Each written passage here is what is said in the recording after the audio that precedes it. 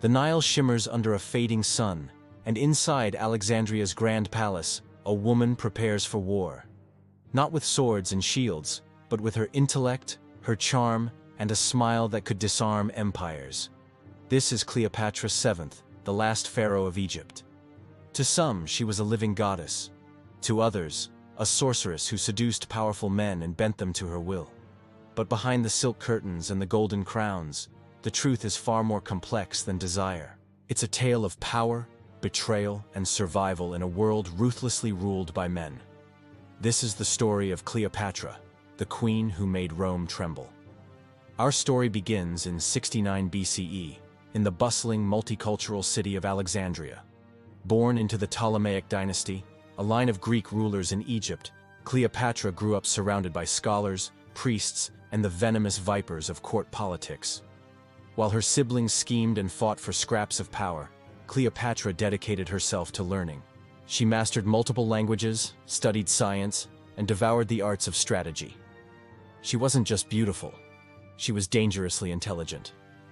As she famously noted, beauty opens doors, but knowledge keeps them from closing.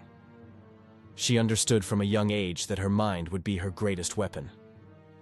When her father, Ptolemy XIII, died, Egypt was thrown into chaos. Cleopatra, just a teenager at 18, was forced into a co-regency with her younger brother, a mere child manipulated by greedy and ambitious courtiers.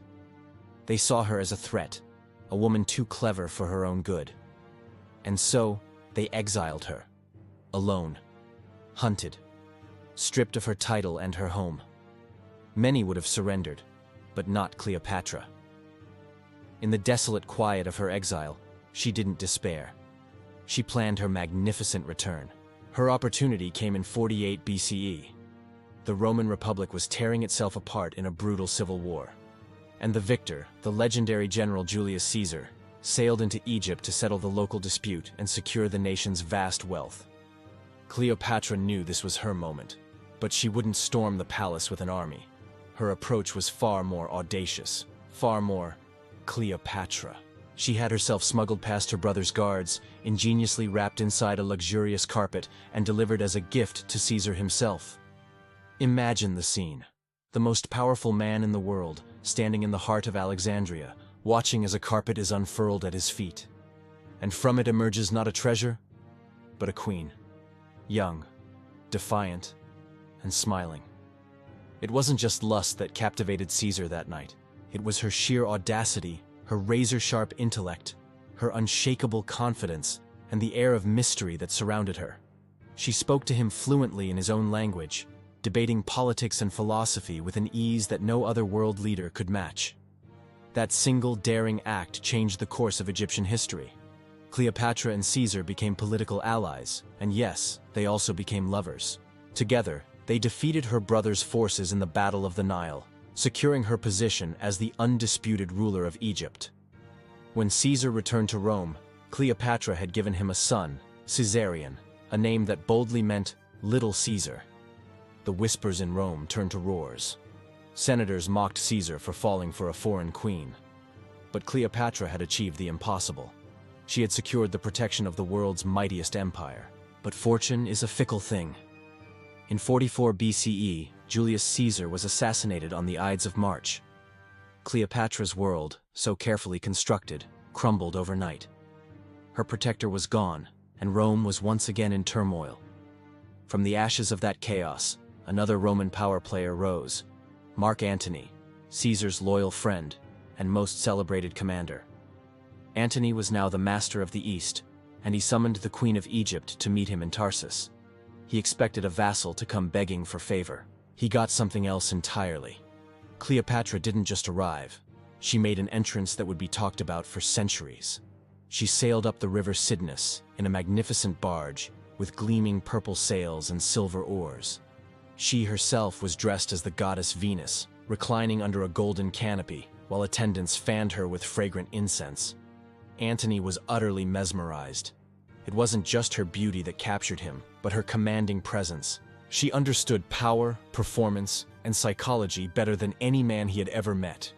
They became partners in every sense of the word, ruling the eastern half of the Roman world from Alexandria, As lovers and co-sovereigns, they envisioned a new kind of empire, a fusion of Roman might and Egyptian culture. Back in Rome, this was seen as the ultimate betrayal. Antony's rival, Caesar's ambitious heir Octavian, seized the opportunity. He launched a vicious propaganda campaign, painting Cleopatra not as a capable ruler, but as a foreign temptress, the serpent of the Nile, who had ensnared their noble Antony with witchcraft and exotic rituals. This narrative was incredibly effective. Octavian used it to turn Roman sentiment against them and ignite a war. The final confrontation came in 31 BCE, at the naval battle of Actium. It was a disaster. A combination of storms, betrayal, and tactical errors led to the complete destruction of Antony and Cleopatra's fleet. They fled back to Alexandria, their dreams of a shared empire in ruins. As Octavian's legions marched relentlessly towards Egypt, Cleopatra prepared for her final act. She had her tomb built, a monument she filled with her kingdom's greatest treasures and a golden throne. As the enemy closed in, a false report of Cleopatra's death reached Antony. Devastated, he fell on his own sword, fulfilling a Roman general's final duty. He was carried to Cleopatra, dying in her arms.